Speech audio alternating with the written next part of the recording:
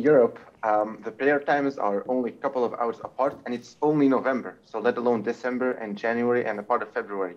It's 2 hours between dhuhr and asr and so on. So I'm asking for a student, and the student, he wants to earn some extra money and he wants to go to work. And he knows that since he lives in a kafir country, 99% sure or 90% sure he's never going to find a job that's going to say, okay, go on, when it's time for dhuhr, asr, you can pray, we can set your break so you can pray because, it's a kafir country.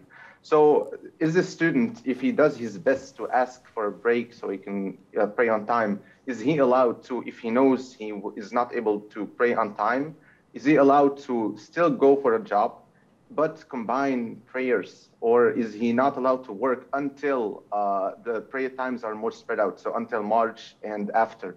And may Allah give you the best and us all. Ameen. Jazakallah khair, Rayyan. Unfortunately, you gave me two options, while there is a third. You said either he works and combines prayers, or he doesn't work and waits until the prayer times are a little bit more flexible. But the first option, Akhi, is not a necessity, and there's no hardship in it.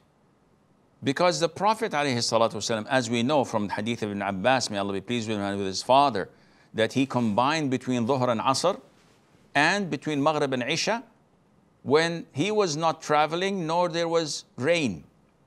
So the companions asked, why then did he do so? And Ibn Abbas said, so that he would not have any burden or hardship on his ummah.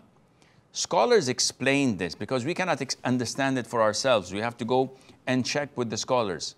They said he did it only once. Secondly, if there is real, true hardship and not something that is done occasionally and frequently.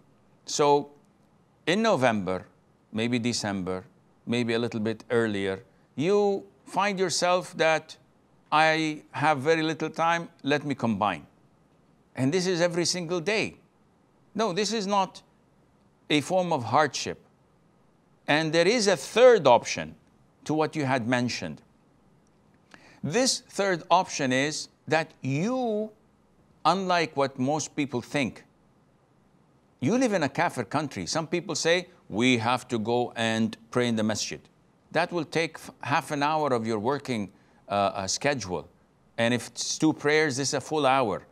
Even if that person was a Muslim, he would, the shopkeeper or the owner of the business, he would not allow this to happen.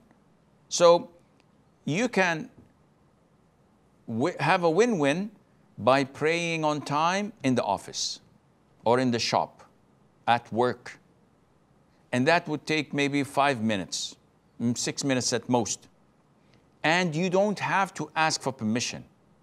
As when you go to the toilet, you don't ask for permission. Most offices allow you to go and prepare some coffee or tea. You don't ask for permission. So discreetly go and just pray and come back. In an isolated area, that would not take a lot of time. If they were to speak, tell them I'm willing to add another 20 minutes after the end of the day so that I would compensate for whatever time that was lost. And Allah knows best.